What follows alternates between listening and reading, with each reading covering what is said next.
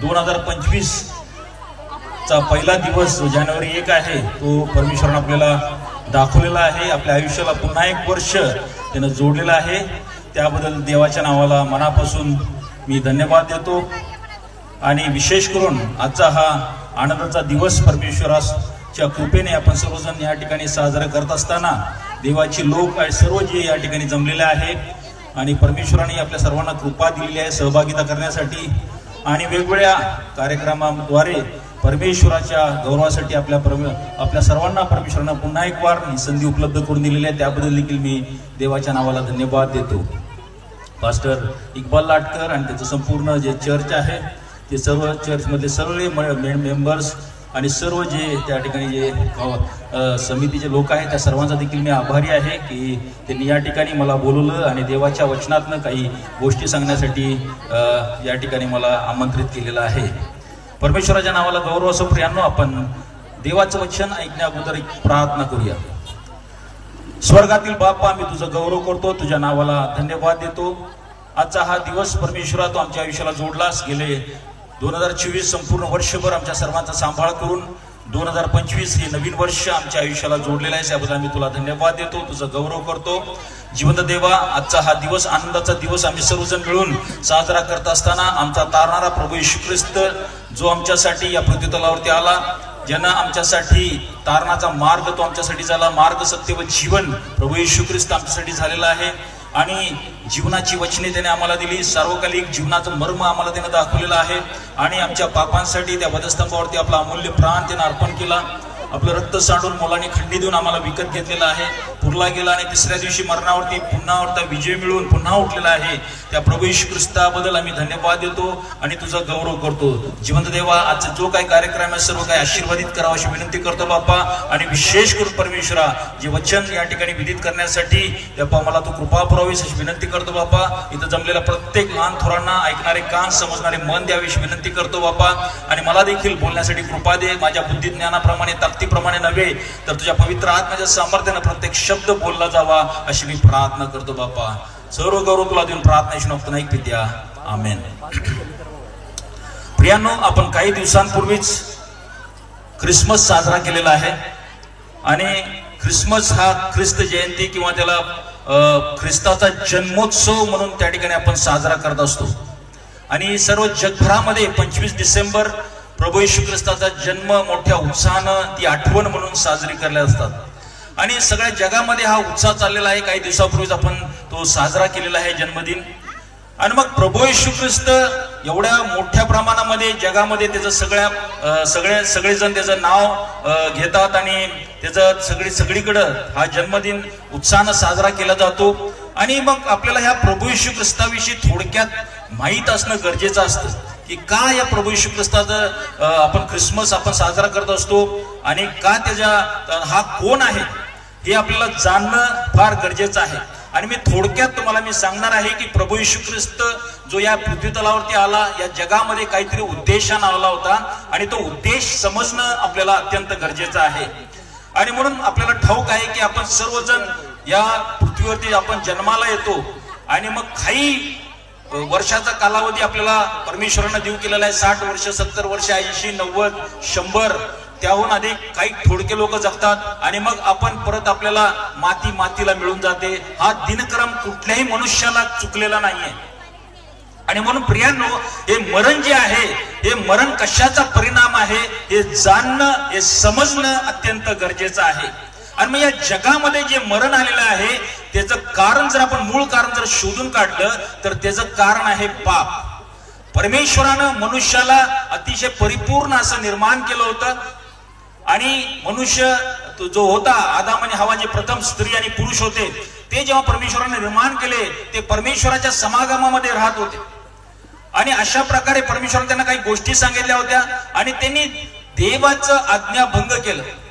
परमेश्वराच्या आज्ञा जी परमेश्वरांची सांगितली होती ती आज्ञा त्यांनी भंग केलं आणि आज्ञा भंग केल्यामुळे जगामध्ये पाप आलं आणि हे पाप जे आलेलं आहे ते पापामुळे मनुष्य आणि देवामध्ये एक दरी निर्माण झाली। आपल्या सर्वांना ठाऊक आहे देवाचं वचन सांगतं की पापाचे वेतन मरण आहे। जसा कुठलाही गुन्हा जर आपण केला तर तो गुन्हा केल्यानंतर आपल्याला दंड होतो साधा आपण ट्रॅफिक रूल जरी तोडला तर आपल्याला पावती मिळते, काहीतरी जर चोरी केली तर काहीतरी दंड होतो किंवा जेलमध्ये शिक्षा होते, खून केला तर फाशी होते, असा जगाचा नियम आहे. म्हणून पाप जर केलं तर त्याचा वेतन किंवा त्याचा परिणाम हा मरण असा आहे. आणि म्हणून या मरणामुळे, या पापामुळे काय झालेलं आहे की देवामध्ये आणि मनुष्यांमध्ये एक दरी निर्माण झाली आणि आपण देवापासून वेगळं झालो. परमेश्वराची नेहमी इच्छा होती की मनुष्य हा देवाच्या समागमी असला पाहिजे. आणि मग मनुष्यानं ही चूक केल्यामुळं, पाप केल्यामुळं मनुष्य दूर फेकला गेला. आणि मग मनुष्य अनेक प्रयत्न करतो देवाजवळ जाण्यासाठी, पण तो स्वतः कमकुवत आहे. स्वतः कुठल्याही पद्धतीनं तो स्वतःच्या कर्माने तो नीतिमान ठरू शकत नाही. आपण किती जरी केलं तर दररोज आपण काही ना काही पाप करतो, काही ना काही चूक आपल्या हातून होते. आणि मग अशा पद्धतीने मनुष्याला हे अशक्य प्राय झालेला आहे की देवासोबत पुन्हा त्याचा मिलाप होणे आणि जे सार्वकालिक जीवन परमेश्वराची इच्छा आहे की त्याच्या सोबत आपण घालवावं, ते मिळवण्यासाठी मनुष्याचे प्रयत्न अपुरे पडतात. आणि परमेश्वर हा दयाळू, कृपाळू, मंदक्रोध देव आहे. तो आपल्यावरती प्रीती करणारा आपला बाप आहे. आणि म्हणूनच देवाचं वचन सांगतं की देवाने जगावर एवढी मोठी प्रीती केली की त्याने आपला एकुलता एक पुत्र दिला, यासाठी की जो कोणी त्याच्यावर विश्वास ठेवितो त्याचा नाश होऊ नये, तर त्याला सार्वकालिक जीवन प्राप्त व्हावं. आणि प्रियांनो, जगावरती देवाने प्रीती केली, कुठल्या एका व्यक्तीवरती, कुठल्या खास पंथावरती, एका धर्मावरती देवाने प्रीती केली, त्याने सगळ्या जगावरती प्रीती केलं असं पवित्र शास्त्र सांगतं. आणि मग आपण पाहतो की परमेश्वराने एक योजना केली की मनुष्य स्वतःच्या कर्माने नीतिमान ठरू शकत नाही आणि स्वतःचा प्रयत्न त्याला अपुरे आहे. आणि मग देवानं स्वतः ठरवलं की आपणच मनुष्यासाठी, त्याच्या उद्धारासाठी आपण एक योजना तिने तयार केली. आणि मग स्वतः मनुष्यरूप धारण केलं आणि त्याचा एकुलता एक पुत्र प्रभू येशू ख्रिस्त या पृथ्वी तलावरती 2000 वर्षापूर्वी आले. आणि मग प्रभू येशू ख्रिस्ताचा जन्म जो झालेला आहे तो अद्भुत आहे. प्रभू येशू ख्रिस्त एक अद्भुत व्यक्तिमत्व या पृथ्वी तलावरती झालेलं आहे, जे इतिहासामध्ये देखील नोंद आहे. आणि त्याचं एक उत्कृष्ट उदाहरण म्हणजे जर आपण बघितलं, जर आपलं डेट कॅलेंडर आपण बघतो, आता आज देखील आपण म्हणतो की 1 जानेवारी 2025 आहे. हे जे कॅलेंडर आहे आपण जर बघितलं तर ते 2 विभागामध्ये विभागलेलं आहे, एक इसवी सन पूर्व आणि इसवी सन नंतर. आणि विभागणी कधी झाली? ज्यावेळेस प्रभू येशू ख्रिस्ताचा जन्म झाला, त्याचा मृत्यू झाला, त्यावेळेस यावेळेस आपण बघतो की इतिहास दुभागला गेला. आणि मग इसवी सन पूर्व आणि इसवी सन नंतर अशा पद्धतीने इतिहासामध्ये ते 2 विभागात ती विभागणी झालेली आहे. मग आपण पाहतो प्रियांनो की हा इतिहास दुभागणारा व्यक्ती कोण आहे? हा एक अद्भुत असा एक व्यक्तिमत्व काय आहे? कोण आहे प्रभू येशू ख्रिस्त? का लोक त्याचा ख्रिसमस साजरा करतात? का त्याच्या लोक त्याच्या मागे इतक्या आवेशानं त्याच्या मागे चाललेले आहेत? आणि मग आपण पाहतो की प्रभू येशू ख्रिस्त या पृथ्वी तलावरती आले, ज्यावेळी त्यांनी जन्म घेतला तो एक अद्भुत असा जन्म होता. आणि आपण पाहतो की त्याचा जो जन्म झालेला आहे तो एका कुमारिकेच्या पोटी त्याने जन्म घेतला. आणि जसा आपला जन्म होतो, आई बापाच्या पोटी आपला जन्म होतो, तशा प्रकारचा तो जन्म नव्हता. तर जी कुमारी, जी मरिया नावाची स्त्री होती, तिच्या पोटी पवित्र आत्म्याने कार्य केलं, तो गर्भ राहिला आणि तिच्याद्वारे हा पवित्र प्रभू येशू ख्रिस्त जन्माला आलेला आहे. आणि मग त्याचा जन्म हे अतिशय एक अद्भुत अशी गोष्ट होती. पुढे आपण पाहतो की प्रभू येशू ख्रिस्त जेव्हा वाढायला लागले आणि ज्यावेळेस ते 12 वर्षाचे होते, त्यावेळेस त्या मंदिरामध्ये ते जात होते. आणि त्या मंदिरामध्ये जात असताना वेगवेगळे प्रश्न विचारायचे. लोक म्हणायचे की ह्याला एवढी बुद्धी ज्ञान कुठून आलं? असे प्रश्न कसा काय विचारू शकतो? असं अद्भुत असा प्रभू येशू ख्रिस्त त्या 12 वर्षे देखील होता. आणि मग पुढे आपण पाहतो ज्यावेळेस त्यानं सुवार्ता देवाच्या राज्याची सांगायला लागली, सुरुवात केली की पश्चाताप करा, कारण देवाचे राज्य जवळ आले आहे. आणि मग या पश्चातापाचा संदेश प्रभू येशू ख्रिस्त या पृथ्वी तलावरती घेऊन आले आणि तुमच्या आणि आमच्या तारणासाठी, उद्धारासाठी, सगळ्या जगाच्या उद्धारासाठी. आणि मग त्यांचं जे संदेश होता, त्यांचं जे शिक्षण होतं, हे देखील अवाक करणार होतं. आणि मग सगळे जे लोक त्याला ओळखत नव्हते ते म्हणायचे की हा कोण व्यक्ती आहे? हा कशा प्रकारे बोलतो? इतक्या अधिकाराने हा कसा काय बोलू शकतो? इतकं ज्ञान ह्याला कुठून आलं? हा तर एक सुताराचा पुत्र आहे. किंवा त्या जगाच्या लोकांना वाटत आहे की तो सुताराच्या पोटी जन्माला आलेला आहे. आणि मग अशा प्रकारे ते वेगवेगळे ते आश्चर्यचकित व्हायचे त्याच्या शिक्षणाद्वारे. आणि तो अधिकारयुक्त जे शिक्षण देत होता आणि देवाच्या राज्याचं गूज सगळ्या लोकांना देत होता. पुढे आपण पाहतो की त्याने अनेक चिन्ह चमत्कार केले. बघा, तो स्वतः देव मनुष्यरूप धारण करून या पृथ्वी तलावरती आला होता. आणि म्हणून तो एक दैवी व्यक्तिमत्व असल्यामुळं त्यानं काय केलेलं की वेगवेगळे चिन्ह चमत्कार देखील केलेले आहेत. त्यानं आंधळ्या व्यक्तीला डोळे दिलेले आहेत, लंगड्याला चालवलं, कानाने जे बहिर त्यांना ऐकावेच लावलेलं आहे. 5000 पेक्षा अधिक लोकांना त्यानं 5 भाकरी 2 माशाच्या तुकड्यावरती त्यानं जेवू घातलेलं आहे. आणि त्याहून अधिक जर आपण बघितलं तर आपण पाहतो की प्रभू येशू ख्रिस्तानं मृत लोकांना देखील जिवंत केलेलं आहे आणि त्याची साक्ष या पवित्र शास्त्रामध्ये आहे. असा हा अलौकिक आणि असा अद्भुत प्रभू येशू ख्रिस्त आणि त्याच्या या चमत्काराद्वारे देखील लोक अचंबित झाले की हा कोण आहे, मेलेल्याने देखील जिवंत करणारा हा व्यक्ती कोण आहे असा प्रश्न लोकांना पडायला लागला. पुढे आपण पाहतो की त्याचं मरण देखील एक अद्भुत अशी गोष्ट होती, कारण तो निष्पाप होता असं पवित्र शास्त्रामध्ये सांगितलं. त्यावेळेस जे लोक होते, जे रोमी लोक होते, जे प्रभू येशू ख्रिस्ताला न मानणारे होते, जे वेगवेगळ्या देशात आलेले ते लोक देखील म्हणायचे की याच्या ठाई आम्हाला कुठलाही दोष आढळत नाही, हा नीतिमान व्यक्ती आहे अशी साक्ष अनेक लोकांना दिली. आणि आपण पाहतो की प्रभू येशू ख्रिस्तानं तुमच्या आणि आमच्या पापासाठी त्या वधस्तंभावरती त्यानं आपला अमूल्य असा प्राण दिला. बघा प्रियानो, मी मगाशी सांगितलं की पापाचे वेतन मरण आहे आणि त्या मरणापासून आपल्याला सुटका, त्या पापापासून सुटका आपल्याला मिळू शकत नाही, आपले प्रयत्न अपुरे पडतात. आणि मग देवाने जी योजना केली होती की तुमचे आणि आमचे सर्व पाप त्यानं त्या प्रभू येशू ख्रिस्तावरती त्यानं ते लादलेलं आहे.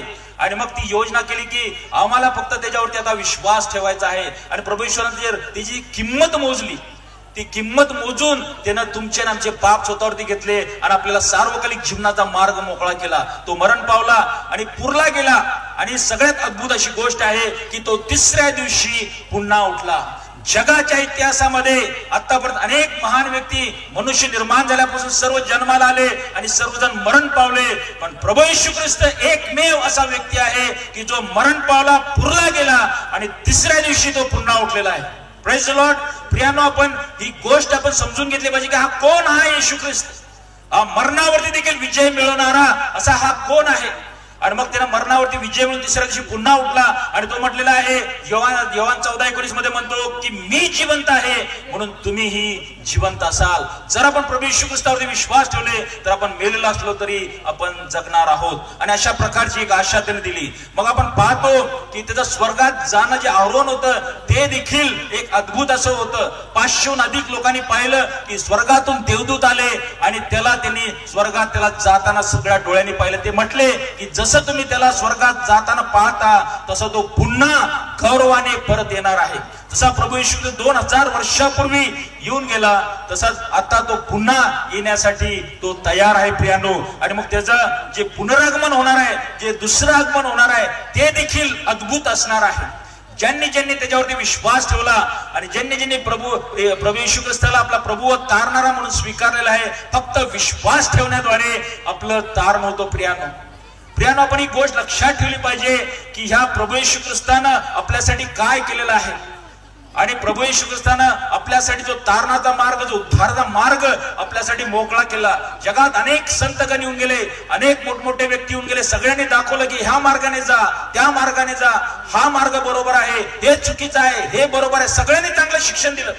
पण प्रभू येशू ख्रिस्त एकमेव असा व्यक्ती आहे ज्याने म्हटलं की मार्ग, सत्य व जीवन मीच आहे, माझ्याकडे आल्या वाचून पित्याकडे कोणी जाऊ शकत नाही. हा असा अद्भुत असा प्रभू येशू ख्रिस्त तो तारण आपल्यासाठी घेऊन आला.